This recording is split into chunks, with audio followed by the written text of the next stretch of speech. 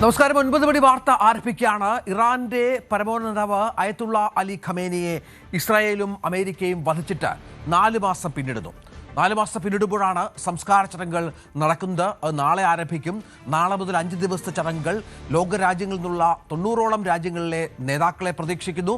2 കോടിയോളം ജനങ്ങൾ ഈ സംസ്കാര ചടങ്ങിന്റെ ഭാഗമാകുമെന്ന് പ്രതീക്ഷിക്കുന്നു. ഇതിനിടയിൽ അയത്തുള്ള അലി ഖമേനിയുടെ മകൻ മൊജ്തബ ഖമേനി, മൊജ്തബയാണ് ഇപ്പോൾ അവിടുത്തെ പരമോന്നത നേതാവ്. മൊജ്തബ ഈ ചടങ്ങിൽ പങ്കെടുക്കില്ല എന്ന വിവരം കൂടി ഇറാൻ പങ്കുവെക്കുകയാണ്. മറ്റൊന്നുകൊണ്ടല്ല, മൊജ്തബയെ വധിക്കാൻ വീണ്ടും ഇസ്രായേൽ ശ്രമിക്കും എന്നുള്ള ഭീതി അവർക്കുണ്ട്. അതുകൊണ്ട് തന്നെ മൊജ്തബയുടെ സുരക്ഷാ മുൻകരുതൽ വെച്ച് മൊജ്തബ പൊതുജനമധ്യത്തിൽ പ്രത്യക്ഷപ്പെടാൻ തൽക്കാലം അനുവദിക്കുന്നില്ല എന്നുള്ളതാണ് ഏറ്റവും പ്രധാനപ്പെട്ട വിവരം. വിശദമായി തന്നെ ഇതടക്കമുള്ള നിരവധി വാർത്തകൾ ചർച്ച ചെയ്യാം. ആദ്യം തലക്കെട്ടുകൾ. അയത്തുള്ള അലി ഖമേനിയുടെ സംസ്കാര ചടങ്ങുകളിൽ മൊജ്തബ എത്തില്ല. വൻ സുരക്ഷാ ഭീഷണി എന്ന ഇറാൻ. ചടങ്ങുകൾ നാളെ ആരംഭിക്കും. ടെഹ്റാനിൽ വൻ സുരക്ഷ. ആയിരക്കണക്കിന് ജനങ്ങൾ തലസ്ഥാനത്തേക്ക് ഒഴുകി തുടങ്ങി. ശവമഞ്ചത്തിന്റെ ചിത്രങ്ങളും പുറത്ത്. വിദേശ നേതാക്കളും ഇറാനിലേക്ക്. അയത്തുള്ള അലി ഖമേനിയുടെ രക്തത്തിന് പകരം ചോദിക്കുമെന്ന ഇറാൻ. യുദ്ധത്തിൽ അമേരിക്ക തോറ്റുവെന്നും പാർലമെന്റ് സ്പീക്കർ. ആണവ കേന്ദ്രങ്ങളിൽ പരിശോധന നടത്താൻ അനുവദിക്കില്ലെന്നും ഇറാൻ പാർലമെന്റ്. ഹോർമുസ് കടലിടുക്കിൽ മേധാവിത്വം സ്ഥാപിക്കാനുള്ള അമേരിക്കൻ നീക്കങ്ങൾക്ക് ശക്തമായ മുന്നറിയിപ്പ്. പാകിസ്ഥാനെ തുറന്നുകാട്ടി അമാൻ ഖാൻ. പാക് അധിനിവേശ കശ്മീരിൽ ജനകീയ പ്രക്ഷോഭം. കശ്മീരികളുടെ കൈകളിൽ ആയുധങ്ങൾ വെച്ചു നൽകിയത് പാകിസ്ഥാൻ സൈന്യമെന്ന് ജോയിന്റ് അവാമി ആക്ഷൻ കമ്മിറ്റി നേതാവ്. റവാല കോട്ടിലെ ഈദ്ഗാ മൈതാനത്ത് തടിച്ചുകൂടി 80,000-ലധികം വരുന്ന പ്രതിഷേധക്കാർ. ചൂടിൽ വെന്തുരുകി യൂറോപ്പ്. മരണം 2000 കടന്നു. പല സ്ഥലങ്ങളിലും കാട്ടുതീ ഭീതിയും. താപനില ഇനിയും ഉയരുമെന്ന് മുന്നറിയിപ്പ്. മഹാരാഷ്ട്രയിൽ വൻ രാഷ്ട്രീയ നീക്കം. ശരത് പവാറിനെ ഒപ്പം കൂട്ടാൻ BJP. 8-ൽ 6 MP-മാരും NDAയ്ക്കൊപ്പം പോകണമെന്ന നിലപാടിൽ. കോൺഗ്രസുമായി ചർച്ച നടത്തി പവാർ. രാജ്യത്ത് ഇന്ധനവില ഉടൻ കുറയില്ല. പെട്രോളിയം കമ്പനികളുടെ നഷ്ടം നികത്താൻ സർക്കാർ. 2 മാസമെങ്കിലും വില കുറഞ്ഞു നിന്നാൽ ആലോചിക്കാമെന്ന് കേന്ദ്ര പെട്രോളിയം മന്ത്രി. എണ്ണ കമ്പനികൾക്കുണ്ടായത് 74,781 കോടി രൂപയുടെ ഭീമമായ നഷ്ടമെന്ന് വിശദീകരണം. ക്രിസ്ത്യാനോ റൊണാൾഡോയുടെ പോർച്ചുഗൽ ലോകകപ്പിന്റെ പ്രീ ക്വാർട്ടറിൽ ക്രൊയേഷ്യയെ തോൽപ്പിച്ചത് 1-2 ഗോളുകൾക്ക്. ലോകവേദിയിൽ നിന്ന് മടങ്ങി ലൂക്ക മോഡ്രിച്ച്. ഓസ്ട്രിയയെ തകർത്ത് സ്പെയിനും മുന്നോട്ട്. മമ്മൂട്ടി മികച്ച നടനാകുമോ? 72ാമത് ദേശീയ ചലച്ചിത്ര അവാർഡ് പ്രഖ്യാപനം ഇന്ന്. മലയാളത്തിൽ നിന്ന് ജൂറിക്ക് മുന്നിലെത്തിയത് ഭ്രമയുഗവും കിഷ്കിന്ധാ കാണ്ഡവും മഞ്ഞുമ്മൽ ബോയ്സും അടക്കമുള്ള ചിത്രങ്ങൾ. അവാർഡ് നിർണയിച്ചത് ജയരാജ് അധ്യക്ഷനായ ജൂറി. ഓപ്പറേഷൻ തൂഫാനിൽ നടപടി ശക്തമാക്കിയ ആഭ്യന്തര വകുപ്പ്. മന്ത്രി രമേശ് ചെന്നിത്തല ഇന്ന് പെരുമ്പാവൂരിലെത്തി അതിഥി തൊഴിലാളികളെ കാണും. ബോധവൽക്കരണ റാലിയിൽ പങ്കെടുക്കും. കോഴിക്കോട്ട് പോലീസിനെയും നാട്ടുകാരെയും ആക്രമിച്ച ലഹരി സംഘം പിടിയിൽ. താരസംഘടന വല്ലാത്ത പ്രതിസന്ധിയിൽ. രാജിവെച്ചിട്ടില്ലെന്ന് ശ്വേതാ മേനോൻ. നിരപരാധിത്വം തെളിയിക്കാതെ പടിയിറങ്ങില്ല. അഡ്ഹോക് കമ്മിറ്റിയുടെ നിയമനത്തിനെതിരെ കോടതിയെ സമീപിക്കാൻ നീക്കം. ഇറാന്റെ മുൻ പരമോന്നത നേതാവ് അയത്തുള്ള അലി ഖമേനിയുടെ സംസ്കാര ചടങ്ങുകൾക്ക് നാളെ തുടക്കമാവുകയാണ്. ടെഹ്റാനിൽ വലിയ സുരക്ഷയാണ് ഒരുക്കിയിരിക്കുന്നത്. ആയിരക്കണക്കിന് ജനങ്ങൾ തലസ്ഥാനത്തേക്ക് ഒഴുകിയെത്തുകയാണ്. അയത്തുള്ള അലി ഖമേനിയുടെ മൃതദേഹം സൂക്ഷിച്ചിരിക്കുന്ന ശവമഞ്ചത്തിന്റെ ചിത്രങ്ങളും ഇപ്പോൾ പുറത്തു വന്നു. 7-ാം നൂറ്റാണ്ടിലെ കർബല യുദ്ധത്തിൽ വീരമൃത്യു വരിച്ച പ്രവാചകൻ മുഹമ്മദ് നബിയുടെ കൊച്ചുമകൻ ഹുസൈൻ ഇബ്നു അലിയുടെ ചുവന്ന പതാകയിൽ പൊതിഞ്ഞ നിലയിലാണ് ശവമഞ്ചം. ഇന്ന് വിദേശമന്ത്രിമാർ പങ്കെടുക്കുന്ന പ്രത്യേക ചടങ്ങ് നടക്കും. സുരക്ഷ കണക്കിലെടുത്ത് നിലവിലെ പരമോന്നത നേതാവ് മൊജ്തബ ഖമേനി ചടങ്ങിൽ പങ്കെടുക്കില്ല എന്നാണ് ഏറ്റവും പുതിയ റിപ്പോർട്ട്. അതായത് ഇസ്രായേലിന്റെ ഭീഷണിയുണ്ട്. ഇസ്രായേലിന്റെ മൊസാദിന്റെ ഭീഷണി മൊജ്തബയ്ക്കുണ്ട്. മൊജ്തബ പൊതുമധ്യത്തിൽ വന്നാൽ, പ്രത്യക്ഷപ്പെട്ടാൽ മൊജ്തബയെ വധിക്കുമെന്നാണ് ഭീഷണിയുള്ളത്. അതിനാൽ വലിയ സുരക്ഷാ ക്രമീകരണങ്ങളാണ്. തനിക്ക് പൊതുമധ്യത്തിൽ പ്രത്യക്ഷപ്പെടണമെന്ന് ആഗ്രഹമുണ്ട് എങ്കിൽ പോലും അത് തൽക്കാലം സാധിക്കില്ല എന്ന് മൊജ്തബ അടുപ്പക്കാരോട് പറഞ്ഞിട്ടുണ്ട്. ഇന്ത്യയിലെ ഇറാൻ സ്ഥാനപതിയും ഇക്കാര്യം വ്യക്തമാക്കിയിട്ടുണ്ട് എന്നാണ് മനസ്സിലാക്കേണ്ടത്. അജയ് സുധാ ബിജു ഏറ്റവും പുതിയ വിവരങ്ങളുമായി ചേരും. അജയ്, വലിയ സുരക്ഷാ ക്രമീകരണങ്ങളുണ്ട്. ഉണ്ട്. ലോക നേതാക്കളൊക്കെ പങ്കെടുക്കുന്ന ഒരു ചടങ്ങിൽ ഒരു അതിക്രമത്തിന് ഇസ്രായേൽ ശ്രമിക്കില്ല എന്ന് നമുക്ക് കരുതാം. പക്ഷെ അപ്പോഴും മൊസ്തബ വെട്ടപ്പെട്ടാൽ പുറത്തു വന്നാൽ മൊസ്തബയെ ആക്രമിച്ച് കൊലപ്പെടുത്തിയേക്കാം. അത്തരമൊരു ഭീതി കൂടി ഇറാനുണ്ട്. തീർച്ചയായിട്ടും വലിയ സുരക്ഷ തന്നെയാണ് ടെഹ്റാനിൽ ആയത്തുള്ള അലി ഖമനയുടെ സംസ്കാരത്തിന്റെ ഭാഗമായി ഒരുക്കിയിട്ടുള്ളത്. ഇപ്പോൾ നിരവധി സെക്യൂരിറ്റി ഉദ്യോഗസ്ഥരെയാണെങ്കിലും പല മേഖലകളിലും വിന്യസിച്ചിട്ടുണ്ടെന്നാണ് വിവരം. ഇപ്പോൾ ഇസ്രായേലിന്റെ ഭാഗത്തു നിന്നുള്ള ഒരു ആക്രമണത്തിന് പുറമെ അവരുടെ രാജ്യത്ത് തന്നെയുള്ള ഒരു ദുരന്തത്തിന് സാക്ഷ്യം വഹിക്കേണ്ടി വരുമോ എന്നുള്ള ഭീതിയിലാണ് ഇറാന്റെ അധികൃതരെന്ന് പറയുന്നത്. അതിന് ഒരു കാരണം കൂടിയുണ്ട്. കാരണം ഇതിനു മുൻപേ ഇറാൻ കണ്ടിട്ടുള്ള ഏറ്റവും വലിയ 2 സംസ്കാര ചടങ്ങുകൾ എന്ന് പറയുന്നത് ഇറാനിൽ ഇസ്ലാമിക് റവല്യൂഷന് നേതൃത്വം നൽകിയ ആയത്തുള്ള റുഹല്ല ഖമനയുടെ സംസ്കാര ചടങ്ങായിരുന്നു. അദ്ദേഹം മരിച്ച് പിന്നീട് 1989 ജൂൺ 3-ാം തീയതിയായിരുന്നു റുഹത്തുള്ള ഖമനയുടെ സംസ്കാര ചടങ്ങ്. അന്ന് വലിയ ഒരു ആൾക്കൂട്ട ദുരന്തം തന്നെ ഇറാനിലുണ്ടായി. ഏതാണ്ട് 1 കോടിയിലധികം ജനങ്ങൾ അദ്ദേഹത്തിന്റെ സംസ്കാരം കാണാൻ എത്തുകയും നിരവധി പേർ കൊല്ലപ്പെടുകയും ചെയ്തിട്ടുണ്ട്. ഇതിന്റെ കൃത്യമായിട്ടുള്ള കണക്ക് ഇറാൻ ഇതുവരെ പുറത്തുവിട്ടിട്ടില്ല. അതിനുശേഷം വലിയൊരു ദുരന്തമുണ്ടായത് 2020 അമേരിക്കൻ ആക്രമണത്തിൽ കൊല്ലപ്പെട്ടിട്ടുള്ള ഖാസിം സുലൈമാനിയുടെ സംസ്കാര ചടങ്ങിലായിരുന്നു. ഇറാനിലെ ഒരു മുതിർന്ന സൈനിക ഉദ്യോഗസ്ഥനും അതുപോലെ തന്നെ ഖുദ്സ് ഫോഴ്സിന്റെ തലവനും കൂടിയായിരുന്നു അദ്ദേഹം. ആ സംസ്കാര ചടങ്ങിൽ ഇറാൻ പുറത്തുവിട്ടിട്ട് നമുക്ക് അറിയാവുന്ന കണക്ക് വെച്ചിട്ട് അതിൽ ആൾക്കൂട്ട ദുരന്തത്തിൽപ്പെട്ട് കൊല്ലപ്പെട്ടത് 56 പേരാണ്. 200-ലധികം പേർക്ക് പരിക്കേൽക്കുകയും ചെയ്തിട്ടുണ്ട് ആ ഒരു ദുരന്തത്തിൽ. അപ്പോൾ ആയത്തുള്ള അലി ഖമനയുടെ സംസ്കാര ചടങ്ങ് കാണാനും അതുപോലെ വലിയൊരു ആൾക്കൂട്ടം അവിടേക്ക് ഒഴുകി വരാൻ സാധ്യതയുണ്ട്. ഇപ്പോൾ വന്നിട്ടുള്ള ജനക്കൂട്ടത്തിന്റെ ദൃശ്യങ്ങളാണ് നമ്മൾ നിലവിൽ സ്ക്രീനിൽ കണ്ടുകൊണ്ടിരിക്കുന്നത്. അപ്പോൾ ആയത്തുള്ള അലി ഖമനയുടെ സംസ്കാര ചടങ്ങുകൾ തുടങ്ങുന്നതിന് 1 ദിവസം മുൻപേ ഇത്തരത്തിലൊരു ആൾക്കൂട്ടമാണെങ്കിൽ സംസ്കാര ചടങ്ങിലേക്ക് ഇനിയും ലക്ഷക്കണക്കിന് ആളുകൾ എത്തിച്ചേരുമോ എന്നുള്ള ഒരു സംശയമുണ്ട്. അപ്പോൾ അത് കാരണം ഉണ്ടാകുന്ന പ്രശ്നങ്ങൾ അത് നിയന്ത്രിക്കാൻ വേണ്ടിയിട്ടൊക്കെ ഉദ്യോഗസ്ഥരെ വിന്യസിച്ചിട്ടുണ്ട്. ഇപ്പോൾ ആയത്തുള്ള അലി ഖമനയുടെ മൃതദേഹം സൂക്ഷിച്ചിരിക്കുന്ന ശവമഞ്ചരത്തിന്റെ ചിത്രങ്ങളും പുറത്തു വന്നിട്ടുണ്ട്. ഇദ്ദേഹത്തിന്റെ മൃതദേഹം ഇപ്പോൾ പൊതിഞ്ഞിരിക്കുന്നത് ഒരു ചുവന്ന കൊടി കൊണ്ടാണ്. ഈ ചുവന്ന കൊടി എന്ന് പറയുന്നത് 7-ാം നൂറ്റാണ്ടിലെ കർബല യുദ്ധത്തിൽ വീരമൃത്യു വരിച്ചിട്ടുള്ള പ്രവാചകൻ മുഹമ്മദ് നബിയുടെ കൊച്ചുമകൻ ഹുസ്നൈൻ ഇബ്നു അലിയുടെ ഒരു പ്രതീകമായിട്ടുള്ള ചുവന്ന പതാകയാണ്. ഷിയ മുസ്ലിങ്ങളുടെ ഒരു വലിയ സിംബലാണ് ഈ പതാക എന്ന് പറയുന്നത്. അപ്പോൾ ആ ഒരു ചുവന്ന പതാകയിൽ പൊതിഞ്ഞ നിലയിലാണ് ആയത്തുള്ള അലി ഖമനയുടെ ഒരു ശവമഞ്ചരം ഒരുക്കിയിട്ടുള്ളത്. ഇതിനെ പൊതുജന മധ്യത്തിലേക്ക് കൊണ്ടുവരും. അതിനുശേഷം ഇറാനിലുള്ള 3 നഗരങ്ങളിൽ ഈ മൃതദേഹം വലം വയ്ക്കും. ഇറാനിലുള്ള ടെഹ്റാൻ, അതുപോലെ ഖോം, മഷാദ് എന്നീ നഗരങ്ങളിൽ ഈ മൃതദേഹം കൊണ്ടുപോകും. മഷാദിൽ വെച്ചാണ് സംസ്കാരം നിശ്ചയിച്ചിട്ടുള്ളത്. തീർച്ചയായും 2 കോടിയിൽ പരം ആളുകൾ ഈ ചടങ്ങുകളുടെ ഭാഗമാകുമെന്നാണ് മനസ്സിലാക്കേണ്ടത്. ഇറാനിലും ഇറാഖിലും അടക്കം 5 നഗരങ്ങളിൽ വിലാപയാത്രയുണ്ടാകും. ലോക നേതാക്കൾ 90ഓളം ലോകരാജ്യങ്ങൾ നേതാക്കൾ ഇതിന്റെ ഭാഗമായി പങ്കെടുക്കുമെന്നുള്ളതാണ് ഏറ്റവും പ്രധാനപ്പെട്ട വിവരം. വലിയ സുരക്ഷാ ക്രമീകരണങ്ങൾ ഇറാനിൽ ഒരുക്കിയിരിക്കുന്നുവെന്നാണ് മനസ്സിലാക്കേണ്ടത്. അതിനിടയിൽ വലിയ വെല്ലുവിളി ഇറാന്റെ ഭാഗത്ത് നിന്ന് ഉണ്ടാകുന്നു എന്നതും ശ്രദ്ധേയമാണ്. അയത്തുള്ള അലി ഖമനയുടെ രക്തത്തിന് പകരം ചോദിക്കുമെന്നാണ് ഇറാൻ ഇപ്പോൾ പറയുന്നത്. യുദ്ധത്തിൽ അമേരിക്ക തോറ്റെന്നും പാർലമെന്റ് സ്പീക്കർ വ്യക്തമാക്കുന്നുണ്ട്. രക്തത്തിന് പകരം ചോദിക്കുമെന്ന് പറയുമ്പോൾ ജെറുസലേം മോചിപ്പിക്കുന്നതിലൂടെയാണ് ഇത്തരത്തിലുള്ള നിലപാടിലേക്ക്, പ്രതികാരത്തിലേക്ക് ഇറാൻ പോവുക എന്നാണ് ഇപ്പോൾ പാർലമെന്റ് സ്പീക്കർ വ്യക്തമാക്കുന്നത്. യുദ്ധത്തിൽ അമേരിക്കയ്ക്ക് വലിയ പരാജയമുണ്ടായി. അതാണ് അമേരിക്ക ഒപ്പിട്ട ധാരണയെന്നും അദ്ദേഹം കൂട്ടിച്ചേർക്കുന്ന പശ്ചാത്തലം പ്രധാനപ്പെട്ട ഒന്നാണ്. നമുക്കറിയാം, യുദ്ധവുമായി ബന്ധപ്പെട്ട് യുദ്ധത്തിന്റെ അവസാനവുമായി ബന്ധപ്പെട്ട് ഒപ്പിട്ട കരാറിൽ ആണവ കേന്ദ്രങ്ങളിൽ പരിശോധന നടത്താൻ ഇറാൻ സമ്മതിച്ചു എന്നായിരുന്നു പറഞ്ഞത്. പക്ഷെ അത് അനുവദിക്കില്ല എന്നും ഇറാൻ പാർലമെന്റ് വ്യക്തമാക്കുന്നത് ഏറ്റവും പ്രധാനപ്പെട്ട ഒന്നാണ്. അജയ് സുധാ ബിജു, ഇത് വളരെ പ്രധാനമാണല്ലോ. കാരണം ഇത്തരം പ്രശ്നങ്ങൾക്ക് നമുക്കറിയാം, ഇറാന് ഉണ്ടാക്കിയ വല്ലാത്ത മാനസിക സംഘർഷം, വലിയ തിരിച്ചടി, തങ്ങളുടെ പരമോന്നതാവിനെ വധിക്കുക എന്ന് പറയുമ്പോൾ അത് ഇപ്പോൾ അദ്ദേഹത്തിൻ്റെ സംസ്കാര ചടങ്ങുകൾ ആരംഭിക്കാനിരിക്കെ വലിയ വെല്ലുവിളി ഉയർത്തുകയാണ് ഇറാൻ. അത് പ്രത്യേകിച്ചും അത് ലക്ഷ്യം വെക്കുന്നത് ഇസ്രായേലിനെയാണ് എന്ന കാര്യത്തിൽ സംശയമില്ല. തീർച്ചയായിട്ടും ഇപ്പോൾ അമേരിക്കയുമായി ഒരു സമാധാന കരാറുണ്ടാക്കി മുന്നോട്ട് പോകാൻ ഇറാൻ തീരുമാനിച്ചിട്ടുണ്ടെങ്കിലും ഇസ്രായേലിനോട് അവർക്ക് ഒരിക്കലും ക്ഷമിക്കാൻ സാധിക്കില്ല. ഇസ്രായേലിനോട് വർഷങ്ങളായി നിലനിന്നിരുന്ന ഒരു വൈരാഗ്യം ഇറാനുണ്ട്.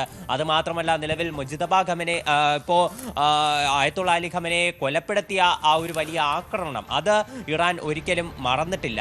അതുതന്നെയാണ് ഇപ്പോൾ പാർലമെന്റ് സ്പീക്കറായിട്ടുള്ള MB ഗാലിബാഫും ഇപ്പോൾ എടുത്തു പറയുന്നത്. അദ്ദേഹം പറയുന്നത് ഇപ്പോൾ ഇസ്രായേലിന് ഇറാന് ശക്തമായിട്ടുള്ള മറുപടി കൊടുക്കും, ആയത്തുള്ള അലി ഖമനയുടെ രക്തത്തിന് പകരം ചോദിക്കും എന്നുള്ളതാണ്. അതിലേറ്റവും ശ്രദ്ധേയമായിട്ടുള്ള കാര്യം ജെറുസലേം മോചിപ്പിക്കും എന്നുള്ള ഒരു അതിര് കടന്നിട്ടുള്ള ഒരു അവകാശവാദം കൂടി MP ഗാലിബാഫ് ഉന്നയിക്കുന്നുണ്ട്. ഇപ്പോൾ ജെറുസലേം എന്ന് പറയുമ്പോൾ നമുക്കറിയാം അവിടെ ഇപ്പോൾ ജൂതന്മാരുടെയും അതുപോലെ തന്നെ ഈ ഇസ്ലാമിക ആചാരപ്രകാരമുള്ള നിരവധി പുണ്യസ്ഥലങ്ങൾ അവിടെ സ്ഥിതി ചെയ്യുന്നുണ്ട്. മുൻപ് പ്രശ്നങ്ങളൊന്നും ഇല്ലാതിരുന്ന സമയത്ത് എല്ലാ മതസ്ഥരും ഒന്നിച്ചെത്തുകയും ആരാധന നടത്തുകയും ഉൾപ്പെടെ ജെറുസലേമിൽ ചെയ്തിട്ടുണ്ട്. എന്നാൽ ഈ നിലപാടുകൾ ഈ ഗൾഫ് യുദ്ധത്തിനൊക്കെ ശേഷം ഈ നിലപാടുകൾ എല്ലാ രാജ്യങ്ങളും കൂടുതൽ കടുപ്പിച്ചതിന് ശേഷം ഈ ജെറുസലേമിലെ സുരക്ഷയൊക്കെ ഇസ്രായേൽ ഒരുപാട് വർദ്ധിപ്പിക്കുന്ന സാഹചര്യമുണ്ടായിരുന്നു. ഇതിന് മുൻപേ ആക്രമണം നടന്നപ്പോൾ ജെറുസലേമിനെ ലക്ഷ്യം വെച്ചുകൊണ്ട് ഇറാൻ പലതരം ആക്രമണങ്ങൾ ഉൾപ്പെടെ നടത്തി. അപ്പോൾ ഈ ജെറുസലേം മോചിപ്പിക്കുമെന്ന് പറയുമ്പോൾ അവിടെ ആരാധന നടത്താൻ മുസ്ലിം ജനവിഭാഗങ്ങൾക്ക് മാത്രം ഒരു അനുമതി നൽകുന്ന രീതിയിലേക്ക് കാര്യങ്ങൾ കൊണ്ടുപോവുക, ഇറാന് ഇതിലൂടെ വലിയൊരു നേട്ടമുണ്ടാക്കുക, ഇതിലൂടെ ആയത്തുള്ള അലി ഖമനയുടെ മരണത്തിന് പകരം ചോദിക്കുക, ഇതെല്ലാമാണോ ഇത്തരം ഒരു പ്രസ്താവനയിലൂടെ ലക്ഷ്യം വയ്ക്കുന്നതെന്ന് നമുക്ക് സംശയിക്കേണ്ടിയിരിക്കുന്നു. ഇപ്പോൾ ഈ ഒരു പ്രസ്താവന അത് മാത്രമല്ല, ഇപ്പോൾ നിലവിൽ ഇറാനിലെ ഭരണകൂടം നോക്കുകയാണെങ്കിൽ അമേരിക്ക അവിടെ ഒരു ഭരണമാറ്റം കൊണ്ടുവന്നു എന്ന് അവകാശപ്പെടുന്നുവെങ്കിലും ഇപ്പോഴും അവിടെ നിലനിൽക്കുന്നത് ഈ ശരിയ ലോ അടക്കം ഫോളോ ചെയ്യുന്ന കൃത്യമായിട്ട് ഇസ്ലാമിക് റവല്യൂഷന് ശേഷം നിലവിൽ വന്നിട്ടുള്ള ഒരു സിസ്റ്റം തന്നെയാണ്. ആ സിസ്റ്റത്തിൽ മാറ്റം കൊണ്ടുവരുത്താൻ ഒരിക്കലും കഴിഞ്ഞിട്ടില്ല. അപ്പോൾ അത് കാരണം തന്നെ ഈ ഒരു വെല്ലുവിളി അത് ഗൗരവത്തോടെ കാണേണ്ട ഒന്ന്. തീർച്ചയായും അതാണ്. മറ്റൊന്ന്, തന്ത്രപ്രധാനമായ ഹോർമുസ് കടലിടുക്കിൽ മേധാവിത്വം സ്ഥാപിക്കാനുള്ള അമേരിക്കൻ നീക്കങ്ങൾക്ക് അതിശക്തമായ മുന്നറിയിപ്പാണ് ഇപ്പോൾ ഇറാൻ നൽകിയിരിക്കുന്നത്. സായുധ സേനയാണ് ഈ വിഷയം ഉന്നയിക്കുന്നത്. ഹോർമുസ് കടലിടുക്ക് അധിനിവേശക്കാരായ അമേരിക്കയുടെ കളിക്കളമല്ല എന്നും അത് ഇസ്ലാമിക് റിപ്പബ്ലിക് ഓഫ് ഇറാന്റെ പരമാധികാര പരിധിയിലാണെന്നും സൈന്യം വ്യക്തമാക്കുകയാണ്. ഈ ജലപാതയിലൂടെ കടന്നു പോകുന്ന എല്ലാ വാണിജ്യ കപ്പലുകൾക്കും സുരക്ഷിത യാത്രയ്ക്കായി ഇറാൻ നിശ്ചയിച്ചിട്ടുള്ള സമുദ്രപാത തന്നെ ഉപയോഗിക്കണമെന്നാണ് പറഞ്ഞിരിക്കുന്നത്. അല്ലാത്തപക്ഷം ഗുരുതരമായ പ്രത്യാഘാതം നേരിടേണ്ടി വരും. ഈ സുപ്രധാന ജലപാതയുടെ സുരക്ഷയും സ്ഥിരതയും നിലനിർത്തുക എന്നത് ഇറാൻ സായുധ സേനയുടെ വിട്ടുവീഴ്ചയില്ലാത്ത റെഡ് ലൈനാണ് എന്നും പറഞ്ഞു വെക്കുന്നൊരു പശ്ചാത്തലമാണ്. അതായത് ഹോർമുസിൽ അടുത്ത കാലത്തെ അമേരിക്ക നിശ്ചയിച്ചിട്ടുള്ള ചില കാര്യങ്ങളുണ്ട്, അത് ഒരു തരത്തിലും അനുവദിക്കില്ല എന്നാണ് ഇപ്പോൾ ഇറാൻ ഹെഡ്ക്വാർട്ടേഴ്സ് വ്യക്തമാക്കിയിരിക്കുന്നത്. വടക്ക് പടിഞ്ഞാറൻ പാകിസ്ഥാനിലെ പതിവ് പെട്രോളിംഗ് നടത്തുകയായിരുന്ന പോലീസ് സംഘത്തിന് നേരെ അജ്ഞാതരായ തോക്കുധാരികൾ നടത്തിയ വെടിവെപ്പിൽ മുതിർന്ന ഉദ്യോഗസ്ഥരടക്കം 2 പോലീസ് ഉദ്യോഗസ്ഥർ കൊല്ലപ്പെട്ടു. ആക്രമണത്തിൽ മറ്റൊരു ഉദ്യോഗസ്ഥന് ഗുരുതരമായി പരിക്കേറ്റതായും അധികൃതർ പറഞ്ഞു. നമുക്കറിയാം, അഫ്ഗാനും പാകിസ്ഥാനും തമ്മിലുള്ള സംഘർഷം വ്യാപകമായി നടക്കുന്നുണ്ട്. ഇവിടെയാണ് ഖൈബർ പഖ്തൂൺ പ്രവിശ്യയിൽ മൊഹമ്മദ് ജില്ലയിൽ ഇന്നലെ രാത്രി വൈകി വലിയ ആക്രമണം പോലീസ് സംഘത്തിന് നേരെ ഉണ്ടായത്. ഈ പ്രദേശം സുരക്ഷാ സേന വളഞ്ഞിരിക്കുകയാണ്. ഇവിടെ തിരച്ചിൽ നടത്തുന്നു. ആക്രമണം നടത്തിയ 2 അംഗ സംഘം രക്ഷപ്പെട്ടു എന്നാണ് ഇപ്പോൾ പോലീസ് മനസ്സിലാക്കുന്നത്. ഏതായാലും ഇതിന് അഫ്ഗാനിൽ തിരിച്ചടി ഉണ്ടാകുമോ എന്ന കാര്യം കാത്തിരുന്ന് കാണണം. അജയ് സുധാ ബിജു, അഫ്ഗാൻ പാകിസ്ഥാൻ സംഘർഷം, താലിബാൻ പാകിസ്ഥാൻ സംഘർഷം ഏറ്റവും രൂക്ഷമായ അവസ്ഥയിലാണ്. അവിടെയാണ് വീണ്ടും ആക്രമണം ഉണ്ടാകുന്നത്. ഈ ഖൈബർ പഖ്തൂൺഖ്വ മേഖല എന്ന് പറയുന്നത് പാകിസ്ഥാൻ താലിബാന്റെ ഒരു സ്വൈര്യ വിഹാര കേന്ദ്രമാണ്. ഇവിടങ്ങൾ കേന്ദ്രീകരിച്ച് ഒരുപാട് തീവ്രവാദ കേന്ദ്രങ്ങൾ അവർ പാകിസ്ഥാനകത്ത് ഒരുക്കിയിട്ടുണ്ട്. ഇവിടങ്ങളിൽ പാകിസ്ഥാൻ ഇടയ്ക്ക് ഒരു എയർ സ്ട്രൈക്ക് ഒക്കെ നടത്താൻ ശ്രമിച്ച് പരാജയപ്പെട്ടിരുന്നു. അപ്പോൾ ഇത്തരമൊരു മേഖലയാണ്. അപ്പോൾ അവരുടെ ഒരു സ്വാധീനം നിലനിൽക്കുന്നതിനാൽ തന്നെ എല്ലാ ദിവസവും നൈറ്റ് പെട്രോളിങ്ങും മറ്റ് സുരക്ഷാ സംവിധാനവും ഒക്കെ മേഖലയിൽ പാകിസ്ഥാൻ ഒരുക്കിയിട്ടുണ്ട്. അപ്പോൾ സ്ഥിരമായിട്ടുള്ള ഒരു സുരക്ഷാ പെട്രോളിങ്ങിന്റെ ഭാഗമായിട്ടാണ് കഴിഞ്ഞ ദിവസം 3 ഉദ്യോഗസ്ഥർ ഇവിടെ പെട്രോളിങ്ങിന് വന്നത്. ഒരു ഡ്രൈവർ ഉണ്ടായിരുന്നു, അതുപോലെ ഒരു അഡീഷണൽ സ്റ്റേഷൻ ഹൗസ് ഓഫീസർ, അതുപോലെ തന്നെ ഒരു ഹെഡ് കോൺസ്റ്റബിൾ. ഇത്രയും പേർ കൂടി ചേർന്നാണ് മേഖലയിൽ പെട്രോളിംഗ് നടത്താൻ പോയത്. അപ്പോൾ പെട്രോളിംഗ് നടത്തുന്നതിനിടെയാണ് ഈ അജ്ഞാത സംഘം ഇവർക്കെതിരെ വെടിയുതിർക്കുന്നത്. ഇവർ ആരാണെന്ന് ഇതുവരെ കണ്ടെത്താൻ പാകിസ്ഥാൻ പോലീസിനായിട്ടില്ല. ഇത് ഇപ്പോൾ പാകിസ്ഥാൻ താലിബാന്റെ സൈനികരാണോ അല്ലെങ്കിൽ ഇപ്പോൾ അഫ്ഗാനിസ്ഥാനിൽ നിന്നുള്ള മറ്റെന്തെങ്കിലും സായുധ ഗ്രൂപ്പുകളാണോ എന്നുള്ള കാര്യം വ്യക്തമല്ല. ആരും ഇക്കാര്യത്തിൽ ഇതുവരെ ഉത്തരവാദിത്തം ഏറ്റെടുത്തിട്ടുമില്ല. എന്തായാലും ഈ ആക്രമണം നടത്തി അതിൽ ഉടൻ തന്നെ ഈ 2 ഉദ്യോഗസ്ഥർ, ഈ ഒരു ഹെഡ് കോൺസ്റ്റബിളും അതുപോലെ തന്നെ അഡീഷണൽ സ്റ്റേഷൻ ഹൗസ് ഓഫീസറും തൽക്ഷണം തന്നെ കൊല്ലപ്പെട്ടു. അതുപോലെ ഡ്രൈവർക്ക് ഗുരുതരമായി പരിക്കേൽക്കുകയും ചെയ്തിട്ടുണ്ടായിരുന്നു. അജയ് സുധാ ബിജു ആണ് വിവരങ്ങൾ പങ്കുവച്ചത്. പാകിസ്ഥാന്റെ ജമ്മു കാശ്മീരിലെ പല വിധത്തിലുള്ള ഇടപെടലുകളുമായി ബന്ധപ്പെട്ട് ഇന്ത്യ പല ആരോപണങ്ങൾ ഉന്നയിച്ചിട്ടുണ്ട്. ഇതിൽ പ്രധാനം ഇന്ത്യക്കെതിരെ കശ്മീരിൽ നിന്ന് നടത്തുന്ന പോരാട്ടത്തിൽ ആയുധമടക്കം സംഭാവന ചെയ്യുന്നത് പാകിസ്ഥാനാണ് എന്നാണ്. ഇപ്പോൾ അത് സ്ഥിരീകരിച്ചിരിക്കുകയാണ്. ജമ്മു കാശ്മീരിലേക്ക് ആയുധങ്ങളും വെടിക്കോപ്പുകളും എത്തിക്കുന്ന പാക് സൈന്യമാണ് എന്ന് തുറന്നു പറയുകയാണ് നേരത്തെ പാകിസ്ഥാനൊപ്പം നിലനിന്നിരുന്ന പലരും. അമാൻ ഖാൻ എന്ന ജോയിന്റ് അവാമി ആക്ഷൻ കമ്മിറ്റി നേതാവ് ഇപ്പോൾ പൊതുയോഗത്തിൽ തുറന്നു പറയുകയാണ് പാകിസ്ഥാന്റെ ഭീകരവാദ അജണ്ടകളെക്കുറിച്ച്, പാക് സൈന്യത്തിന്റെ ആയുധങ്ങൾ നൽകുന്നതിന്റെ പങ്കിനെക്കുറിച്ച്. കശ്മീരികളുടെ കയ്യിൽ യഥാർത്ഥത്തിൽ ആയുധങ്ങൾ വെച്ചു നൽകിയത് പാകിസ്ഥാൻ സൈന്യമാണെന്ന് ഈ അമാൻ ഖാൻ ആരോപിക്കുകയാണ്. POKയിൽ വലിയ പ്രക്ഷോഭം നടക്കുന്നു പാകിസ്ഥാനെതിരെ. 80,000-ലധികം ജനങ്ങൾ പങ്കെടുത്ത വലിയ പ്രക്ഷോഭം അവിടെ തുടരുകയാണ്. സർക്കാർ വിരുദ്ധ പ്രക്ഷോഭം അവിടെ 24-ാം ദിവസമാണ്. നിങ്ങളല്ലേ ഞങ്ങൾക്ക് ആയുധം തന്നത്, അതിനുശേഷം നിങ്ങൾ ഞങ്ങളെ ഭീകരവാദികളായി ചിത്രീകരിക്കുകയാണോ എന്നാണ് പാകിസ്ഥാനോട് ഈ സർദാർ അമൻ ഖാന്റെ ചോദ്യം. പാകിസ്ഥാൻ ഭരണകൂടത്തിനെതിരെ കടുത്ത ആരോപണങ്ങൾ ഉന്നയിച്ചുകൊണ്ടാണ് അവിടെ വലിയ പ്രസംഗം നടത്തിക്കൊണ്ടിരിക്കുന്നത്. അത് വളരെ പ്രധാനപ്പെട്ട ഒന്നായി മാറുകയാണ്. അങ്ങനെ തങ്ങളെ ഭീകരവാദികളായി ചിത്രീകരിക്കുന്ന റാവൽകോട്ടയിലെ ഈദ്ഗാ മൈതാനത്ത് അടിച്ചുകൂടിയ 80,000-ലധികം ആളുകളെ അഭിസംബോധന ചെയ്തുകൊണ്ടാണ് ഈ അമാൻ ഖാൻ എന്ന പ്രധാനപ്പെട്ട നേതാവ് ഈ പാകിസ്ഥാനെതിരെയുള്ള ആരോപണങ്ങൾ ഉന്നയിക്കുന്നത്. അവിടെ 24-ാം ദിവസമാണ് പ്രക്ഷോഭം അടിച്ചമർത്താൻ ഭരണകൂടം ശ്രമിക്കുന്നുണ്ട്. പക്ഷേ ജനങ്ങൾ പൂർണ്ണമായും പാകിസ്ഥാനെതിരെ രംഗത്ത് വരുന്ന ഒരു പശ്ചാത്തലം POKയിൽ പാകിസ്ഥാൻ ഉണ്ടാക്കുന്നത് ചെറിയ പ്രതിസന്ധിയല്ല. ലോക രാജ്യങ്ങൾക്ക് കൂടി ഒരു തിരിച്ചറിവാവുകയാണ് ഈ നേതാവിൻ്റെ പരാമർശം എന്ന് വേണം മനസ്സിലാക്കാൻ. പ്രത്യേകിച്ചും ഇന്ത്യ മുന്നോട്ട് വെച്ച പ്രധാനപ്പെട്ട ആരോപണങ്ങളുണ്ട് POKയിലെ പാകിസ്ഥാന്റെ പങ്കുമായി ബന്ധപ്പെട്ട്. അത് സ്ഥിരീകരിക്കുന്ന തരത്തിലുള്ള ചില കാര്യങ്ങൾ കൂടി ഇപ്പോൾ സംഭവിക്കുന്നു എന്നുള്ളതാണ് നിർണായകം. റഷ്യയുടെ വലിയ ആക്രമണം ഇപ്പോൾ യുക്രൈനിലേക്ക് സംഭവിക്കുകയാണ്. കീവിൽ മിസൈലുകളും ഡ്രോണുകളും തുരുതുര പെയ്തിറങ്ങുകയാണ്. രണ്ട് കുട്ടികളടക്കം 10 പേരാണ് കീവിൽ കൊല്ലപ്പെട്ടത്. 50-ലധികം പേർക്ക് പരിക്കേറ്റു. സാധാരണക്കാരെ കൊന്നൊടുക്കുന്നു എന്നാണ് ഇപ്പോൾ വ്ളാഡിമിർ സെലൻസ്കി ആരോപിക്കുന്ന പശ്ചാത്തലമുണ്ടാകുന്നത്. യാതൊരു ചർച്ചയ്ക്കും പുടിൻ വഴങ്ങുന്നില്ല എന്നത് നിർണായകമാണ്. സെലൻസ്കി ചർച്ചയ്ക്ക് തയ്യാറാണ്, ആക്രമണം അവസാനിപ്പിക്കാം എന്ന് പറയുന്നു. പക്ഷേ യുക്രൈൻ തലസ്ഥാനമായ കീവിൽ റഷ്യ കടുത്ത മിസൈൽ ഡ്രോൺ ആക്രമണങ്ങൾ ആവർത്തിക്കുകയാണ് എന്നാണ് മനസ്സിലാക്കുന്നത്. ജനവാസ കേന്ദ്രങ്ങൾ ലക്ഷ്യമിട്ടാണ് ഈ ആക്രമണം എന്നുള്ളതാണ് ഇതിന്റെ ഗൗരവം വർദ്ധിപ്പിക്കുന്നത്. നിരവധി കെട്ടിടങ്ങൾ തകർന്നു വീണു എന്നാണ് മനസ്സിലാക്കേണ്ടത്. കഴിഞ്ഞ ദിവസമാണ് യുക്രൈന്റെ വലിയ ആക്രമണം റഷ്യയിലേക്ക്, ക്രെംലിനിലേക്കും മറ്റും ഉണ്ടാകുന്നത്. റഷ്യയുടെ അടിസ്ഥാന സൗകര്യങ്ങൾക്ക് നേരെയുള്ള ആക്രമണത്തിൽ അവരുടെ എണ്ണ സംഭരണശാലടക്കം തകർന്നു എന്നുള്ള വിവരങ്ങൾ കൂടി പുറത്തു വന്നിരുന്നു. അതിന് പ്രതികാരമായാണ് ഈ ആക്രമണം എന്നാണ് മനസ്സിലാക്കേണ്ടത്. ഇതിനിടയിൽ മറ്റ് രാജ്യങ്ങളിലേക്കുള്ള സന്ദർശനത്തിന് പോയ യുക്രൈൻ പ്രസിഡന്റ് മടങ്ങി വന്നു എന്ന വിവരങ്ങൾ കൂടി പുറത്തു വന്നിട്ടുണ്ട്. ഒപ്പം പോളണ്ട് അടക്കമുള്ള അയൽ രാജ്യങ്ങളെയും ഈ ആക്രമണം ബാധിച്ചു എന്നുള്ള തരത്തിൽ ചില വ്യാഖ്യാനങ്ങൾ വരുന്നുണ്ട്. ഏതായാലും 10,000-കണക്കിന് ജനങ്ങൾ ഈ ഭൂഗർഭ റെയിൽ മേഖലകളിലൊക്കെ അഭയം പ്രാപിക്കുന്ന സാഹചര്യം സൃഷ്ടിക്കപ്പെടുത്ത പശ്ചാത്തലം കൂടി നിർണായകമാണ്. കടുത്ത ചൂടിൽ യൂറോപ്യൻ രാജ്യങ്ങൾ വെന്തുരുകയാണ്. യൂറോപ്പ് ഇതുവരെ കാണാത്ത വിധമുള്ള അത്യുഷ്ണമാണ് ആ രാജ്യങ്ങളിൽ അനുഭവപ്പെടുന്നത്.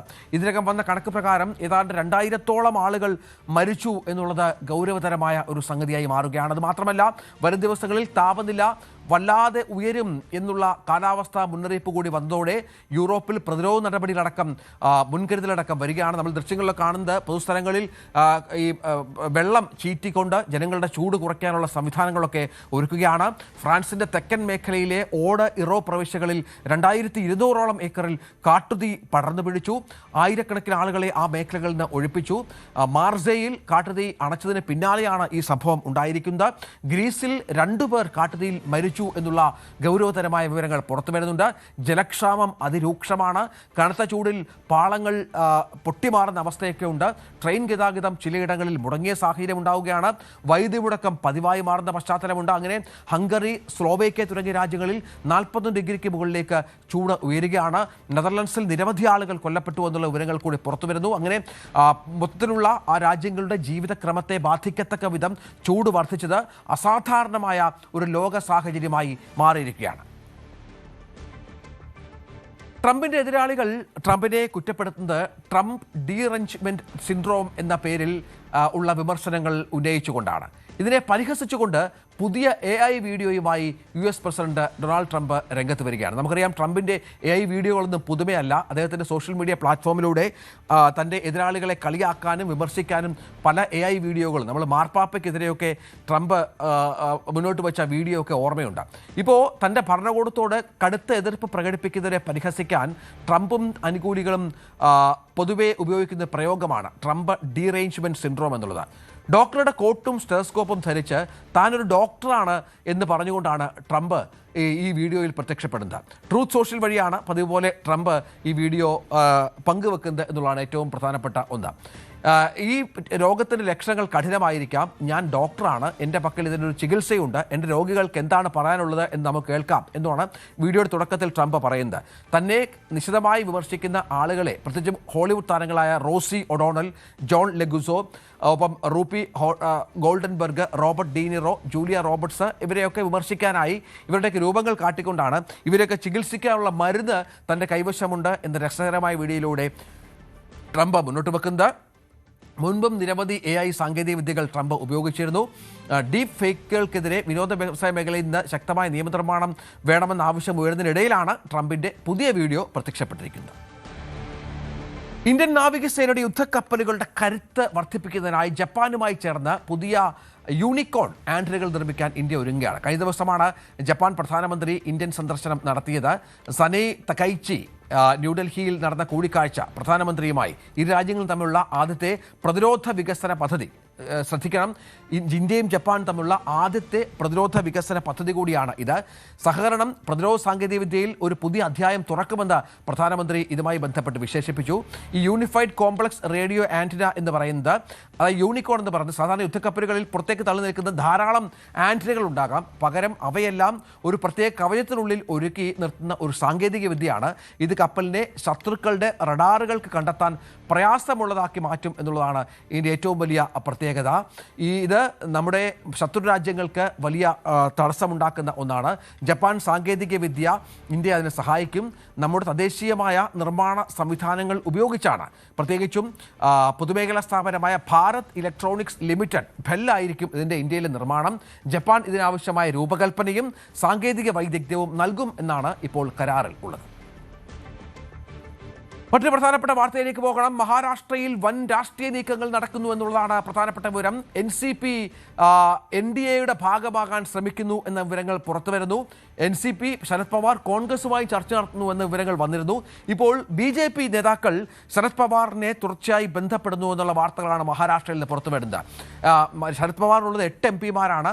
അവരിൽ 5 പേർ ഇപ്പോൾ NDAയിൽ ചേരണമെന്ന അഭിപ്രായം മുന്നോട്ട് വെച്ച പശ്ചാത്തലം കൂടിയുണ്ട്. ഇതിനിടയിൽ കോൺഗ്രസുമായി ചർച്ച നടത്തിയിരുന്നു. തൻ്റെ മകൾക്ക് കൂടുതൽ വലിയ പദവികൾ കോൺഗ്രസിൽ നൽകണം ലയിച്ചാൽ എന്നുള്ള ആവശ്യം പവാർ ഉന്നയിച്ചതിനെ തുടർന്ന് ചർച്ചകൾ വഴിമുട്ടി നിൽക്കുകയാണ് എന്ന വിവരങ്ങൾ പുറത്ത് വന്നതിനിടയിലാണ് ഈ NDAയിലേക്ക് പവാർ പോകുന്നുവെന്ന സൂചനകൾ പുറത്തു വരുന്നത്. BV വിനോദ് വിവരങ്ങളുമായി ചേരും. വിനോദ്, മഹാരാഷ്ട്ര നമുക്കറിയാം, അവിടെ വലിയ തോതിലുള്ള മാറ്റം ശിവസേനയിൽ നിന്ന് NDAയിലേക്ക് ഉണ്ടായിരുന്നു. ഇപ്പോൾ ശരത് പവാറിനെ ലക്ഷ്യമിടുകയാണോ BJP? രഞ്ജിത്ത്, വലിയൊരു വിലപേശൽ തന്ത്രത്തിലേക്ക് ശരത് പവാർ കടന്നിരിക്കുന്നു എന്ന് തന്നെയാണ് മനസ്സിലാക്കാൻ കഴിയുന്നത്. കാരണം കോൺഗ്രസുമായി അദ്ദേഹം ആദ്യം ചർച്ച നടത്തുന്നു. സുപ്രിയ സുലെ അദ്ദേഹത്തിൻ്റെ മകൾക്ക് വേണ്ടിയുള്ള ചരടുവലികൾ കോൺഗ്രസിൽ ലയിക്കുന്നതിന് മകൾക്ക് പ്രധാനപ്പെട്ട പദവി നൽകണമെന്ന് കോൺഗ്രസ് നേതൃത്വത്തോട് ആവശ്യപ്പെടുന്നു. ഇതിനിടയിലാണ് BJP നേതൃത്വം അദ്ദേഹവുമായി ആശയവിനിമയം നടത്തുന്നത്. സുപ്രിയ സുലെക്ക് കേന്ദ്ര മന്ത്രി പദവി ഉൾപ്പെടെ 2 മന്ത്രിസ്ഥാനങ്ങളാണ് ഇപ്പോൾ BJP ഓഫർ ചെയ്തിട്ടുള്ളത്. 8 MPമാരാണ് ആകെ ശരത് പവാർ വിഭാഗത്തിനൊപ്പമുള്ളത്. ഇതിൽ 5 പേരും BJPക്കൊപ്പം NDAക്കൊപ്പം പോകണമെന്ന നിലപാടിൽ നിൽക്കുന്നു. എന്നാൽ പാർട്ടിയിൽ അങ്ങനെ ഒരു തർക്കമില്ല, ഭിന്നിപ്പില്ല എന്ന വിശദീകരണമാണ് ശരത് പവാർ നൽകുന്നത്. നേരത്തെ അജിത് പവാർ ഈ ഹെലികോപ്റ്റർ അപകടത്തിൽ മരിക്കുന്നതിന് മുൻപ് തന്നെ ഈ ഇരു പാർട്ടികളും അദ്ദേഹത്തിൻ്റെ ശരത് പവാറിൻ്റെ വിഭാഗവും അതോടൊപ്പം തന്നെ അജിത് പവാറിൻ്റെ വിഭാഗവും ഒരുമിച്ച് വീണ്ടും NDAയിലേക്ക് പോകുന്നതിനെക്കുറിച്ചുള്ള ചർച്ചകൾ നടന്നിരുന്നു.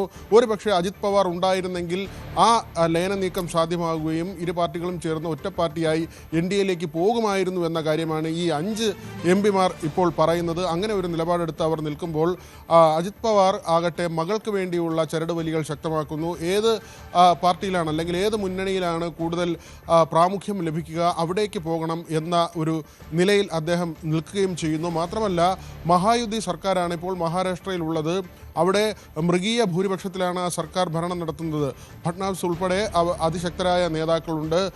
അതേസമയം മഹാവികാസ് അഘാഡി, അത് കോൺഗ്രസും NCP ശരത് പവാർ വിഭാഗവും ഒക്കെ ചേരുന്ന ഘടകമാണ്, അല്ലെങ്കിൽ പ്രതിപക്ഷമാണ്. അവർക്ക് അവിടെ കാര്യമായ ചലനം ഉണ്ടാക്കാൻ കഴിയുന്നില്ല. സമീപകാല രാഷ്ട്രീയത്തിലും ഒരുപക്ഷെ അവർക്ക് മുന്നോട്ട് വരാൻ കഴിയില്ല എന്നൊരു വിലയിരുത്തൽ ശരത് പവാർ വിഭാഗത്തിനുണ്ട്. അതുകൊണ്ട് തന്നെയാണ് കോൺഗ്രസിലേക്ക് ലയിക്കണമെങ്കിൽ വലിയ സ്ഥാനങ്ങൾ ചോദിച്ചുകൊണ്ടുള്ള അദ്ദേഹത്തിൻ്റെ ഒരു സമ്മർദ്ദം ശക്തമാക്കുന്നത്. ഒരുപക്ഷെ NDAയിലേക്ക് പോയാൽ പോലും കോൺഗ്രസ് തഴഞ്ഞതുകൊണ്ട് അങ്ങനെ ഒരു നീക്കം നടത്തിയെന്ന് അദ്ദേഹത്തിന് അണികൾക്ക് മുന്നിൽ, ജനങ്ങൾക്ക് മുന്നിൽ വിശദീകരിക്കാൻ കഴിയും. നമുക്കറിയാം, ശരത് പവാറിൻ്റെ ഒരു രാഷ്ട്രീയ ചരിത്രം പരിശോധിച്ച 99-ലാണ് അദ്ദേഹം NCP രൂപീകരിക്കുന്നത്. സോണിയാഗാന്ധിയുടെ വിദേശ പൗരത്വം ആയി ബന്ധപ്പെട്ട കാര്യങ്ങളിൽ കലഹിച്ചാണ് അദ്ദേഹം ദീർഘനാളത്തെ കോൺഗ്രസ് ബന്ധം ഉപേക്ഷിച്ച് പുതിയ പാർട്ടി രൂപീകരിക്കുന്നത്. കോൺഗ്രസിലേക്ക് തിരികെ ചെല്ലാൻ ഒരു നീക്കം നടത്തുന്നതിനോടൊപ്പം തന്നെ മകളുടെ സ്ഥാനം സുരക്ഷിതമാക്കി ഒരുപക്ഷെ അദ്ദേഹം NDAയിലേക്ക് ചേക്കേറിയാലും അത്ഭുതപ്പെടാനില്ല. തീർച്ചയായും വി വിനോദാണ് വിവരങ്ങൾ പങ്കുവച്ചത്. സമാനമായ പ്രതിസന്ധി ബംഗാളിൽ മമതാ ബാനർജിയും അഭിമുഖീകരിക്കുകയാണ്. ഈ ആഭ്യന്തര തർക്കം രൂക്ഷമായ പശ്ചാത്തലത്തിൽ പാർട്ടിയിലെ ഇരു വിഭാഗങ്ങൾക്കും തെരഞ്ഞെടുപ്പ് കമ്മീഷൻ നോട്ടീസ് അയച്ചു എന്ന വളരെ പ്രധാനപ്പെട്ട വിവരം കൂടി പുറത്തുവിടുന്നുണ്ട്. പാർട്ടിയുടെ പേര്, ചിഹ്നം, ബാങ്ക് അക്കൗണ്ടുകൾ എന്നിവയിൽ അവകാശവാദം ഉന്നയിച്ച് ബംഗാൾ പ്രതിപക്ഷ നേതാവ് ഹൃദപ്രതാ ബാനർജിയുടെ നേതൃത്വത്തിലുള്ള വിമത പ്രതിനിധി സംഘം തെരഞ്ഞെടുപ്പ് കമ്മീഷനെ കണ്ടതിന് പിന്നാലെയാണ് നടപടി. ജൂൺ 22-ന് ചേർന്ന പ്രത്യേക സമ്മേളനത്തിൽ മമതാ ബാനർജിയെ ദേശീയ അധ്യക്ഷ സ്ഥാനത്ത് നിന്ന് വോട്ട് ചെയ്ത് പുറത്താക്കിയതായും പകരം മുതിർന്ന നിയമസഭാംഗം അരൂപ് റോയിയെ ദേശീയ ചെയർപേഴ്സണായി തെരഞ്ഞെടുത്തതായും വിമത വിഭാഗം കമ്മീഷനെ അറിയിച്ച പശ്ചാത്തലം കൂടിയുണ്ട്. വിമതർക്ക് കേന്ദ്ര തെരഞ്ഞെടുപ്പ് കമ്മീഷൻ അടിയന്തരമായി കൂടിക്കാഴ്ച അനുവദിച്ചതിനെതിരെ മമതാ ബാനർജി പക്ഷം രംഗത്ത് വന്നു. പ്രതിപക്ഷത്തെ തകർക്കാൻ കേന്ദ്ര ആഭ്യന്തരമന്ത്രി അമിത്ഷായുടെ നിർദ്ദേശപ്രകാരമാണ് കമ്മീഷൻ പ്രവർത്തിക്കുന്നതെന്നാണ് തൃണമൂൽ കോൺഗ്രസിന്റെ ആരോപണം. അതേസമയം പാർട്ടിയുടെ ബാങ്ക് അക്കൗണ്ടുകൾ ഫ്രീസ് ചെയ്ത നടപടിയെ ചോദ്യം ചെയ്ത് മമതാ വിഭാഗം കൊൽക്കത്ത ഹൈക്കോടതിയെ സമീപിച്ചു. ഹർജി പരിഗണിച്ച കോടതി തൃണമൂൽ കോൺഗ്രസിന്റെ അക്കൗണ്ടുകളിലുള്ള ആകെ തുക എത്രയെന്ന് വ്യക്തമാക്കാനും HDFC ബാങ്കിനോട് ആവശ്യപ്പെട്ട പശ്ചാത്തലവും പ്രധാനമാണ്. ബംഗാളിലെ 80 തൃണമൂൽ കോൺഗ്രസ് MLA-മാരിൽ 60-ലധികം പേരുടെയും ഭൂരിഭാഗം തദ്ദേശ സ്വയംഭരണ പ്രതിനിധികളുടെയും പിന്തുണ തങ്ങൾക്കുണ്ട് എന്നാണ് വിമതർ അവകാശപ്പെടുന്നത്. പ്രവാസികൾക്ക് ഒരു സന്തോഷ വാർത്തയുണ്ട്. കോഴിക്കോട്ട് നിന്നും സലാല, കുവൈറ്റ് എന്നിവിടങ്ങളിലേക്കുള്ള വിമാന സർവീസുകൾ വീണ്ടും തുടക്കമിട്ടതോടെ പശ്ചിമേഷ്യയിലേക്കുള്ള മുഴുവൻ വിമാന സർവീസുകളും എയർ ഇന്ത്യ എക്സ്പ്രസ് പുനരാരംഭിച്ചിരിക്കുകയാണ്. കോഴിക്കോട് സലാലയിലേക്കുള്ള വിമാന സർവീസുകൾ ജൂലൈ 2-ന് പുനരാരംഭിച്ചു. കോഴിക്കോട് കുവൈറ്റ് സർവീസുകൾ ജൂലൈ 3, അതായത് ഇന്ന് പുനരാരംഭിക്കും. ബംഗളൂരുവിൽ നിന്നും കുവൈറ്റിലേക്കുള്ള സർവീസ് നാളെ പുനരാരംഭിക്കും. ചൊവ്വ, വ്യാഴം ദിവസങ്ങളിൽ കോഴിക്കോട്ട് നിന്ന് രാവിലെ 11 മണിക്ക് സലാലയിലേക്കും ഉച്ചകഴിഞ്ഞ് 2:15-ന് തിരികെ കോഴിക്കോട്ടേക്കുമാണ് സർവീസ് നിശ്ചയിച്ചിരിക്കുന്നത്. കോഴിക്കോട്ട് നിന്നും കുവൈറ്റിലേക്കുള്ള വിമാനം വെള്ളിയാഴ്ച ദിവസങ്ങളിൽ രാവിലെ 7:30-ക്ക് കോഴിക്കോട്ട് നിന്ന് പുറപ്പെടും എന്നും അറിയിച്ചിട്ടുണ്ട്. 11:05-ന് കുവൈറ്റിൽ നിന്നും തിരികെ പുറപ്പെട്ട് വൈകിട്ട് 6:50-ന് കോഴിക്കോട്ട് എത്തത്തക്ക വിധത്തിലാണ് ക്രമീകരണം. അതുമാത്രമല്ല, ബാംഗ്ലൂരിൽ നിന്നും കുവൈറ്റിലേക്കുള്ള വിമാനമുണ്ടാകും. കുവൈറ്റിൽ നിന്ന് രാവിലെ 5:50-ന് ആ വിമാനം ബാംഗ്ലൂരിലേക്ക് തിരികെ പുറപ്പെടും. സലാല കൂടാതെ ഒമാനിലെ മസ്കറ്റിലേക്കും എയർ ഇന്ത്യ എക്സ്പ്രസിന്റെ വിമാന സർവീസുകൾ പുനരാരംഭിച്ചിട്ടുണ്ട്. Bahrain, Kuwait, Oman, Qatar, Saudi Arabia, UAE തുടങ്ങിയ പശ്ചിമേഷ്യയിലെ 13 സ്ഥലങ്ങളിലേക്ക് ഇന്ത്യയിലെ 18 വിമാനത്താവളങ്ങളിൽ നിന്ന് ആഴ്ചതോറും 780 വിമാന സർവീസുകളാണ് എയർ ഇന്ത്യ എക്സ്പ്രസ് ഇപ്പോൾ ഓപ്പറേറ്റ് ചെയ്യുന്നത്. തമിഴ്നാട്ടിൽ DMK-യും അണ്ണാ DMK-യും സഖ്യത്തിന് ധാരണയായെന്ന് TVK ജനറൽ സെക്രട്ടറിയും മന്ത്രിയുമായ ആർത്തവ് അർജുന വ്യക്തമാക്കുന്നത് പ്രധാനപ്പെട്ട ഒന്നാണ്. അത് TVKയുടെ ഒരു ആരോപണമാണ്. ഔദ്യോഗിക പ്രഖ്യാപനം ഉടൻ ഉണ്ടാകുമെന്നുമാണ് അദ്ദേഹം പറയുന്നത്. തദ്ദേശ തെരഞ്ഞെടുപ്പിന്, ലോക്സഭാ തെരഞ്ഞെടുപ്പിനോ മുൻപ് DMK അണ്ണാ DMK സഖ്യം ഉണ്ടാകുമെന്നും ആർത്തവ് വിജയ് പറയുന്നത് പ്രധാനപ്പെട്ട ഒന്നാണ്. എന്നാൽ ഈ വാർത്ത AIDMK-യും DMK-യും നിഷേധിച്ചിട്ടുണ്ട്. അത്തരം ചില ചർച്ചകൾ നടക്കുന്നുണ്ട് എന്നല്ലാതെ തീരുമാനത്തിലേക്ക് എത്തിയിട്ടില്ല എന്നാണ് DMK-യുടെ പ്രതിനിധികൾ വ്യക്തമാക്കുന്നത്. തമിഴ്നാട് മുഖ്യമന്ത്രി ജോസഫ് വിജയ് നായകനായ ജനനായകൻ സിനിമയ്ക്ക് ഒടുവിൽ സെൻസർ ബോർഡിന്റെ പച്ചക്കൊടി. സെൻസർ തടസ്സം നീങ്ങിയതോടെ ജൂലൈ അവസാനത്തോടെയോ ഓഗസ്റ്റ് ആദ്യവാരമോ ചിത്രം പ്രദർശനത്തിലെത്തിക്കാനുള്ള നീക്കത്തിലാണ് നിർമ്മാതാക്കൾ. തമിഴ്നാട് നിയമസഭാ തെരഞ്ഞെടുപ്പിന് മുന്നോടിയായി ജനുവരിയിൽ റിലീസ് ചെയ്യാൻ നിശ്ചയിച്ചിരുന്ന ചിത്രം സെൻസർ ബോർഡ് തടഞ്ഞുവെച്ചിരിക്കുകയായിരുന്നു. വിജയ് മുഴുവൻ സമയ രാഷ്ട്രീയത്തിൽ ഇറങ്ങുന്നതിന് മുൻപ് അഭിനയിച്ച അവസാന ചിത്രമാണിത്. പൊളിറ്റിക്കൽ ആക്ഷൻ ത്രില്ലറായ ചിത്രത്തിൽ തന്റെ രാഷ്ട്രീയ പാർട്ടിയുടെ പേരായ TVK എന്നാണ് വിജയുടെ കഥാപാത്രത്തിന്റെ പേര്. അതേസമയം ഈ സിനിമയുടെ വ്യാജ പതിപ്പ് ഇതുവരെ 1.2 കോടി ആളുകൾ കണ്ടു എന്നുള്ളത് ചിത്രത്തിന് തിരിച്ചടിയാകുമോ എന്നുള്ള ആശങ്കയും ആരാധകർക്കുണ്ട്. പെട്രോൾ വില ഇന്ത്യയിൽ ഉടൻ കുറയ്ക്കില്ല എന്നുള്ള സൂചനകൾ നൽകിയിരിക്കുകയാണ് കേന്ദ്ര പെട്രോളിയം മന്ത്രി. അത് നേരത്തെ നമുക്കറിയാം 5% പെട്രോൾ ഡീസൽ വില ഇന്ത്യയിൽ വർദ്ധിച്ചിരുന്നു. പൊതുമേഖലാ എണ്ണ കമ്പനികൾക്ക് ഈ 4 മാസം കൊണ്ട് ഈ എണ്ണവില ഉയർന്നു നിന്ന 4 മാസം കൊണ്ട് ഉണ്ടായത് 74,781 കോടി രൂപയുടെ ഭീമമായ നഷ്ടമെന്നാണ് കേന്ദ്ര പെട്രോളിയം മന്ത്രി ഹർദീപ് സിംഗ് പൂരി പറയുന്നത്. ജൂൺ 30 വരെയുള്ള കണക്കുകൾ വ്യക്തമാക്കിയാണ് ഇക്കാര്യം അറിയിച്ചത്. രാജ്യാന്തര വിപണിയിൽ എണ്ണവിലയിൽ നിലവിൽ ഇടിവുണ്ട്. പ്രതിസന്ധി രൂക്ഷമായിരുന്ന ഘട്ടത്തിൽ ഉയർന്ന വിലയ്ക്ക് വാങ്ങിയ ക്രൂഡ് ഓയിലാണ് കമ്പനികൾ ഇപ്പോൾ ശുദ്ധീകരിച്ചുകൊണ്ടിരിക്കുന്നതെന്നാണ് മന്ത്രി വ്യക്തമാക്കുന്നത്. ഏതായാലും ഈ 2-3 മാസം കൂടി ഇനിയും ഇത്തരത്തിൽ ആഗോള വിപണിയിൽ എണ്ണവില കുറഞ്ഞു തന്നെ തുടരുകയാണെങ്കിൽ മാത്രമേ എണ്ണവില കുറയ്ക്കുന്നതുമായി ബന്ധപ്പെട്ടുള്ള നീക്കങ്ങളിലേക്ക് സർക്കാർ കടക്കൂ എന്നാണ് ഇപ്പോൾ മന്ത്രി പറഞ്ഞിരിക്കുന്നത്. അത് പ്രധാനപ്പെട്ട ഒന്നാണ്.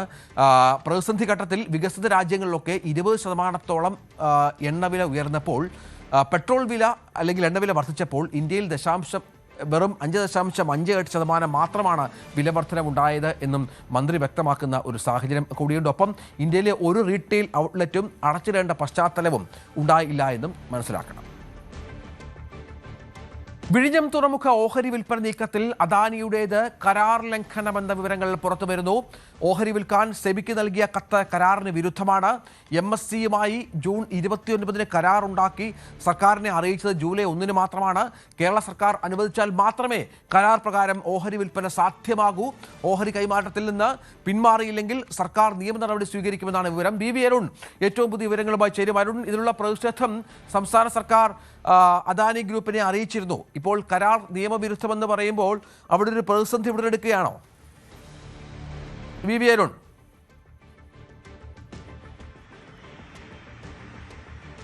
തീർച്ചയായും രഞ്ജിത്ത്, കരാർ ലംഘനം നടന്നുവെന്ന് വ്യക്തമാണ്. അത് വ്യക്തമാക്കുന്ന രേഖകളാണ് ഇപ്പോൾ പുറത്തു വന്നിട്ടുള്ളത്. ഇന്നലെ പ്രതിപക്ഷ നേതാവ് പിണറായി വിജയൻ വാർത്താസമ്മേളനം നടത്തുമ്പോൾ തന്നെ ജൂൺ 29 കരാർ ഒപ്പിട്ടുവെന്ന് സെബി അറിയിച്ചിട്ട് എങ്ങനെയാണ് അത് സർക്കാർ അറിയാതെ പോയത് എന്ന ചോദ്യം ഉന്നയിച്ചിരുന്നു. പക്ഷേ ജൂൺ 29 കരാർ ഒപ്പിട്ടെങ്കിലും അത് സർക്കാരിനെ അറിയിച്ചത് ജൂലൈ 1-നാണ്.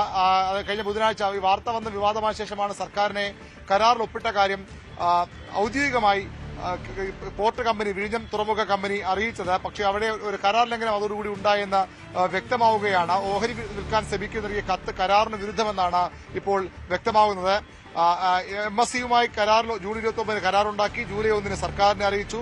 സർക്കാർ അനുവദിച്ചാൽ മാത്രമേ ഓഹരി വിൽപ്പന സാധ്യമാകൂ എന്നാണ് ഈ കരാർ രേഖകൾ വ്യക്തമാക്കുന്നത്. സർക്കാരിന്റെ അനുമതിയില്ലാതെ കരാർ കൈമാറ്റം കഴിയില്ല. ഇതുതന്നെയാണ് കൺസഷൻ കരാറിലെ പ്രധാനപ്പെട്ട ഒരു ക്ലോസ്. അത് ലംഘിച്ചുകൊണ്ടാണ് ഇപ്പോൾ ഈ കമ്പനി കരാർ ഒപ്പിട്ടിരിക്കുന്നത്. അത് തന്നെയാണ് ഏറ്റവും പ്രധാനപ്പെട്ട കാര്യം. അവിടെയാണ് കരാർ ലംഘനം ഉണ്ടാകുന്നത്. എന്താണ് സർക്കാരിന്റെ തുടർ നടപടി? കരാർ ഒപ്പിട്ടെങ്കിലും ഇതുവരെയും ഓഹരി കൈമാറ്റം ഉണ്ടായിട്ടില്ല.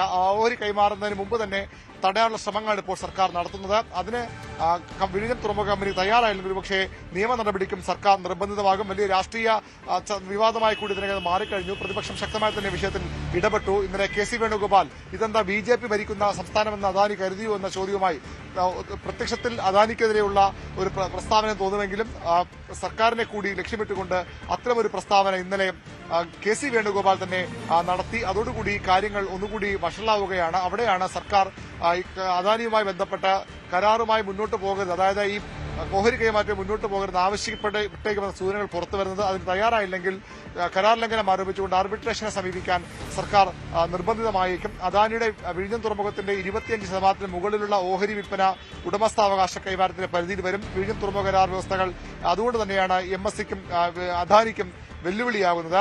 ഓഹരി പങ്കാളിത്തവുമായി ബന്ധപ്പെട്ട കാര്യങ്ങൾ വിശദീകരിക്കുന്നത് ഈ കരാറിലെ 5-ാം അധ്യായത്തിലാണ്. കേരള സർക്കാരിന്റെ മുൻകൂർ അനുമതിയില്ലാതെ ഒരു കൈമാറ്റവും നടക്കില്ല എന്ന് കരാറിൽ വ്യക്തമായി തന്നെ പറയുന്നു. ദേശസുരക്ഷയുടെയും പൊതു താൽപര്യത്തിന്റെയും കാര്യമെടുത്ത് അത് കണക്കിലെടുത്ത് സർക്കാരിന് തീരുമാനമെടുക്കാം. ഇങ്ങനെ കരാറുമായി മുന്നോട്ട് പോകാൻ ഓഹരി കൈമാറ്റത്തിന് പോർട്ട് കമ്പനി ആവശ്യപ്പെട്ടാൽ സർക്കാർ തീരുമാനമെടുക്കേണ്ടത് ദേശസുരക്ഷയുടെയും പൊതു താൽപര്യം രണ്ടും കണക്കിലെടുത്ത് വേണം സർക്കാർ തീരുമാനമെടുക്കേണ്ടത്.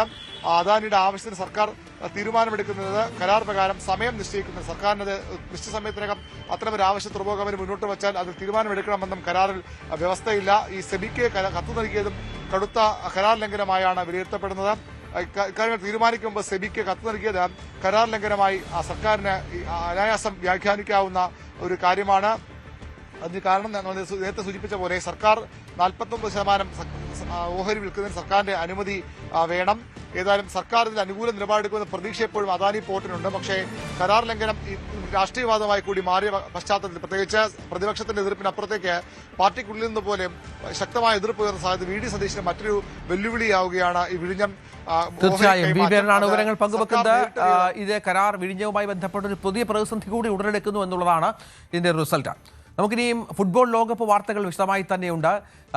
വളരെ പ്രധാനപ്പെട്ട മത്സരങ്ങൾ നടന്നിരുന്നു. എൻ്റെ വിശദാംശങ്ങളുമായി എൽദോ പോൾ ചേരും ഇടവേളയ്ക്ക് ശേഷം.